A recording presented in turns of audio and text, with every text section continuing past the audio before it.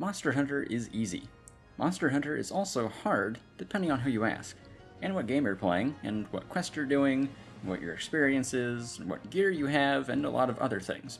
So to sum it up, Monster Hunter is a game of wildly varying difficulty. Ah, if only it were that simple. We have a lot to talk about, so let's just jump right into it. If you end up finding this video interesting, leave a like, maybe a comment, and subscribe. I appreciate it. Difficulty has been a hot-button topic in Monster Hunter lately since Wilds came out. Lots of people saying it's too easy, some say it's just right, some say it's easy because you're experienced now, others say it's just poorly balanced, or that you just have to wait for the hard content in the title updates and the expansion. And the thing is, I don't think any of that is wrong. In fact, I'd say they're actually all right in their own ways. Any discussion of difficulty has to be had with the understanding that difficulty is inherently subjective. There's no objective way to judge whether something's hard or not. What's easy to me might be hard to you and vice versa. This applies not just to games, but practically anything in life. Some people can pick up an instrument and start playing it after a couple lessons, while others may struggle to play any chords for ages. Some people can play Dark Souls blindfolded, with their feet hanging upside down over a pit of lava. Others can't even beat the first boss. And none of those perspectives are invalid or more or less correct. In this video, we're going to look at difficulty in Monster Hunter through time and consider the various challenges the games have put in front of the player and the tools they give you to overcome them. We're also going to talk about what it means for a game to be hard and how that applies to Monster Hunter. This is probably going to be a long and meandering talk, so strap in. We can't talk about difficulty in Monster Hunter without addressing probably the most prominent and consistent aspect of challenge in the series that has been present right from the start. The truly immense learning curve. Monster Hunter is incredibly dense with mechanics that one must learn before achieving basic competency. And even into the newest games, the series has done a very poor job of explaining these things. I think pretty much every Monster Hunter player has experienced the challenges of having to learn about gathering, crafting, sharpness, tracking monsters, part breaks, rewards, capturing, delivering, and so forth, just to name a few. And then you've got various gear and upgrade systems, and stats you don't really understand, and armor skills that are poorly explained, and then there's weapons of varying complexity and monsters with their own unique behaviors. The list really just goes on and on. At some point you will learn all these things, and now you've achieved a basic level of understanding of the game mechanics, and can delve into the finer complexities. And that might not even happen within your first 100 hours of playing the game. They've made great strides in their attempts to teach new players more things and onboard them more effectively, but it really has remained a constant that new players tend to make a lot of mistakes and struggle. They've added guardrails, but the daunting task of climbing the mountain still lies in front of you. This is the most fundamental point of challenge in the series that all other things must be viewed through. No Monster Hunter game will ever be as challenging as when you were first starting out. To balance this discussion out, I think it's worth talking about ways in which Monster Hunter is actually very forgiving compared to a lot of other games. You get a 50-minute timer, which has not often played a role in whether you succeed, and indeed they often reduce this to add additional pressure to quests they want to be more challenging. You can bring a ton of items with you on every quest. 10 potions, 10 mega potions, 2 max potions, an ancient potion, flash bombs, traps, sonics, buffs, and so on. And then you can even bring materials to craft more of these items on the fly. This is one thing that has definitely gotten even more easy as the series went on. You used to have a smaller inventory, and eventually they added restocking at the camp. You get 3 lives per quest, so dying isn't even an actual failure state. The monster doesn't reset or regain HP or anything when you cart. You can just run back and keep chipping away at it. And finally, an aspect I see often overlooked, you can just run away from the fight. Especially in the old games, you can just zone when things are getting hot. Zone out, heal up, sharpen, refresh buffs, and then just get back in there. Even in World and beyond, monsters can't chase you forever, and in Rise and Wilds, you even have a mount you can escape on. Now that we have all that out of the way, we can start looking at the games with more granularity. In the eldest of times, Monster Hunter was in many ways far more simple than it was now, but also more complicated depending on how you looked at it. Back in Gen 1, monsters had AI and attack patterns that were far less threatening than we would come to expect in later games. It took comparatively very little time to learn how to fight monsters effectively. Oftentimes the biggest challenges you would encounter were just learning the controls, or which hitboxes were larger than you expected. But Gen 1 had a sort of alternative mode of challenge that few games would replicate. You had very limited box space back then. Depending on what game exactly you were playing, you could have as low as one single box page to work with. Not only that, but items only stacked to the amount they would in your inventory. This meant if you were collecting items, slaying monsters, and just putting everything in your box, you would very quickly run out of space. You had to actually make choices about what you considered to be worth keeping. Resource management was a staple of the challenges they attempted to put in front of the player in the earliest parts of the series, but it was one that was quickly abandoned. As soon as Monster Hunter 2, concerns of storage were already becoming a thing of the past. The second generation of Monster Hunter fully solidified a type of challenge that would be a mainstay of every subsequent game. Quests with unique parameters that are designed to challenge an experienced group of players. Monsters with cranked stats, quests with reduced timers, quests with multiple monsters fought at the same time, and sometimes all of the above. Freedom Unite introduced what may be one of the hardest of these quests ever released. This is Hunting Gods Free-for-All. This is the quest where you fight Nargacuga, Tigrex, Black Gravios, Black Diablos, and Rajang in that order in the arena. Not only are these all of the highest threat monsters in the game, but they have massively bloated stats, making them tanky and very damaging. Doing this quest solo or in a group is exceptionally challenging. Without very precise gameplay and optimized gear, you will very likely not succeed, either from dying or just not dealing enough damage within the time limit. Monster Hunter would continue to release quests like this of varying challenge levels throughout the series. This brings us to a good point to talk about a critical aspect of Monster Hunter difficulty. As I said, Hunting Gods Free-for-All is hard either solo or in a group, but those are two very different gameplay experiences. Prior to 5th gen, quests did not scale based on number of players. You had Village, which was scaled for one player, and then the online quests, which were scaled for multiple players. We can look at a monster like Gravios in Freedom Unite, for example. Going from low rank Village to low rank Online, he gains not only over 60% more HP, but his defense value is also higher, adding even more effective HP, and his attack goes up. This will make fighting him online solo a very different experience from how you fought him in Village, and it will be different from fighting him in a group. Multiplayer in Monster Hunter always has a different dynamic from playing solo. Monster aggro will be split, taking pressure off the individual.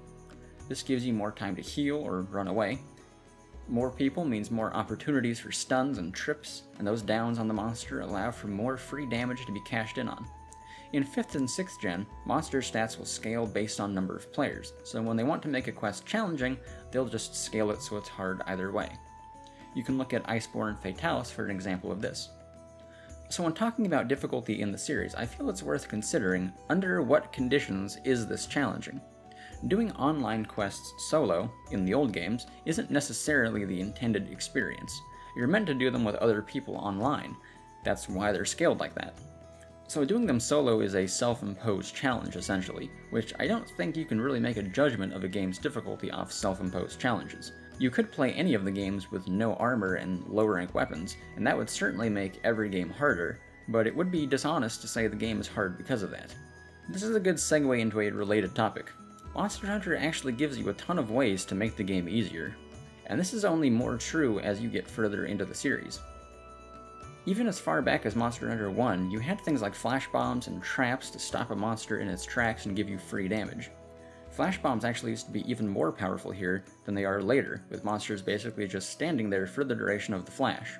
Or you could use one of the overpowered weapons like Lance that would allow you to literally permanently stunlock a monster because of low flinch thresholds. As we discussed just a moment ago, you can always get a team of 4 together to make quests easier. Very few monsters can do more than flail around on the ground as 400s beat on it. People often rightfully look at Monster Hunter 4 Ultimate as one of the harder games in the series, and we'll touch on why in a bit, but even in this game, they added mounting, which gives you another avenue to knock a monster down. And that's to say nothing of new weapons like Insect Glaive that, in addition to dealing truly ridiculous amounts of damage, can also spam mounts on monsters better than any other weapon. All you need is one Insect Glaive user to essentially nullify any challenge the monster may have presented. Charge Blade can't be left out of that discussion either. Massive damage and easy stun potential from file attacks. Playing with these tools is essentially playing a different game from playing without them. In 5th gen, you have stuff like Clutch Claw Wallbangs and Rise's Wyvern Rides. In Wilds, we have Wounding that can cause knockdowns or offset attacks. And in the case of many of these things, it's your choice if you want to use them or not. You can make the game more difficult by choosing not to use them, but does that mean the game is hard? You've gone out of your way to not use the tools and mechanics the game gives you. But this is a messy subject to consider. Who can say what parts of it are truly intended? Did the developers intend for weapons like Insect Glaive to be hilariously overpowered to the point of eliminating challenge? I'd say probably not, but who knows? Monster Hunter has always struggled with balance. There's not a single game in the series I'd say is well balanced. There's always some mechanic or weapon or monster that feels like an outlier. As I mentioned a bit ago, Monster Hunter 4 Ultimate is often looked on as one of the more challenging games in the series, and that's because this game introduced a paradigm shift in how the series presents challenges to the player that would alter the course of the series forever.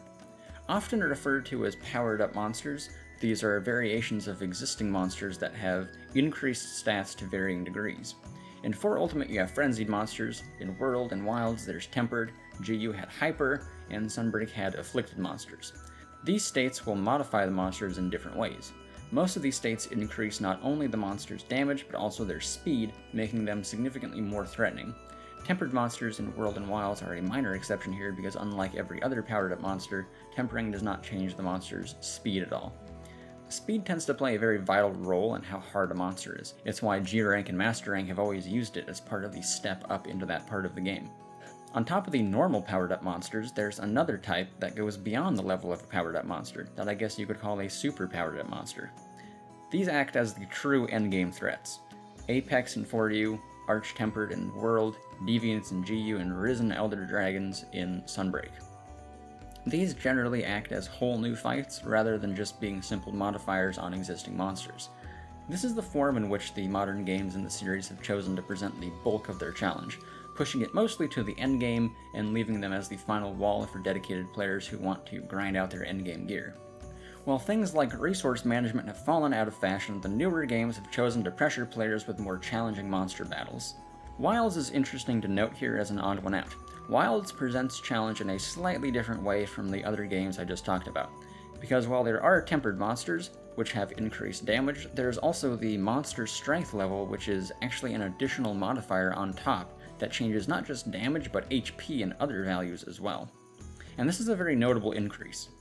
Estimates I've seen say monster stats nearly double from 1-star strength to 5-star, so on top of being tempered, the difference ends up being pretty noticeable compared to the normal monsters. At the time of writing this, Title Update 1 isn't out yet, but we know it has Arch-Tempered Ray Dow in it. If Arch-Tempered monsters are anything like World, he should present a fairly good challenge for those seeking it. It remains to be seen how Mizutsune will fare in terms of challenge, though there are some hints it may be harder than your average monster. If you'll allow me to step backwards from Wilds for a moment, we could talk about 5th Gen. 5th Gen is probably the peak of mechanics that help you obliterate monsters, with things like low trip thresholds, clutch claw stagger, wall bangs, wyvern rides, wire bug abilities, and overpowered counter moves, just to name a few. It's notable that all the most challenging quests in their respective games had to be balanced around the usage of these mechanics, or make them harder to use or even impossible to use. Because of that, though, these games were not without their share of challenge in the endgame.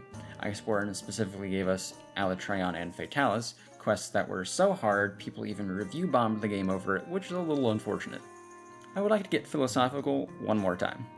This is something I've been thinking about for a while. Monster Hunter has a built-in difficulty curve in the form of the rank brackets: low rank, high rank, and G rank. Low rank tends to function as a glorified tutorial, while high rank is the bulk of a base game's content, where you'll start to be presented some real challenges. And then there's typically quite a large step up into G rank. And it got me thinking, what proportion of a game's content needs to be hard for the game itself to be considered hard? Taking World as an example, I find World's low rank experience to be extremely easy, certainly one of the easiest in the series. High rank makes a small jump up in terms of difficulty, but doesn't really give you anything that puts up much of a resistance until Arch-Tempered monsters in the endgame. So right off the bat, that's nearly 2/3 of the game's content being pretty easy. However, I find Iceborne's content to be overall of pretty solid difficulty, with some especially big threats in the form of Furious Rajang, Raging Brachydios, Alatreon, and Fatalis. I would describe World's Master rank as decently challenging, but that's only a fraction of the game's content. Is World as a game overall hard? I actually don't have an answer to this, and I'd be curious to hear other people's take on this. Thinking about games in the series with this framing has really made me rethink some of my own considerations on difficulty in the series. Another important detail in this is that almost every game in the series relegates its challenging content to being entirely optional. You don't need to beat them to beat the game. The only exception to this is 4 Ultimate, which makes you do quests like Fire Drill as a key quest, which is a pretty hard quest. Many games have optional challenges or extra difficulties and modes that allow you to take on something more difficult than the game normally presents you. Personally, I've lately been playing the new Atelier Yumiya game on the very hard difficulty, and it is indeed very hard. However, I think many people would consider it misleading if I called the game hard because I chose to take on the optional most difficult mode in the game. A follow-up question to the original one would then be, is it right to treat Monster Hunter differently in this regard? When the general content of every game ranges from easy to middling, with some optional exceptional challenges, isn't Monster Hunter just kind of easy overall? At the same time, we talked earlier about how the games have a very high learning curve. Does that on its own make every game hard instead? That is the first impression after all, and it's where many people will get filtered out if they aren't willing to get through it. Like I said, I really don't have good answers to these questions. I would love to hear other people's opinions on the subject. Overall, I would say difficulty in Monster Hunter is very complicated, and as I said at the beginning, highly dependent on the individual experiencing the content. So, what does this mean for Wilds? Personally, I find Wilds to be quite easy, but not in a way that's unique. I'm almost certain we'll get plenty of challenging content to come, and when looking at the game as a whole in a couple years, it will average out to being just as difficult as you would expect a Mon Hun game to be. That's all from me for now. See ya.